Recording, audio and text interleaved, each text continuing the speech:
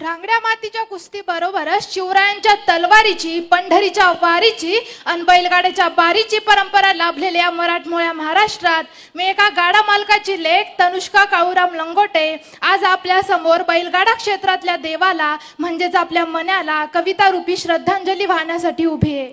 बैलगाडा क्षेत्रातला सूर्य कधीही न उगवण्यासाठी कायमचाच मावळलाय। एका मुक्या जीवाच्या जाण्यानं सारा महाराष्ट्र हळहळलाय।